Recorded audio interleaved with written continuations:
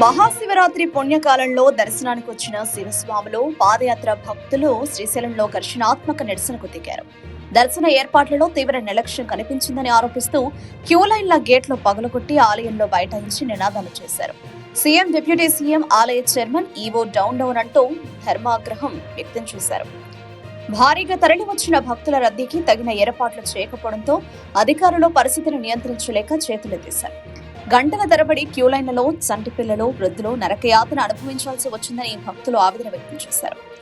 ఉచిత దర్శన ప్రవేశ ద్వారం వద్ద ఎండలో రోడ్డుపైనే పడిగాపులు కాసిన ఘటనలు చోటు చేసుకున్నాయి.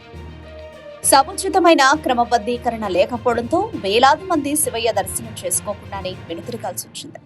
రద్దీ కారణంగా అస్వస్థతకు గురైన భక్తులను తరలించేందుకు కూడా దారి లేక ఇబ్బందులు ఎదురయ్యాయని సమాచారం.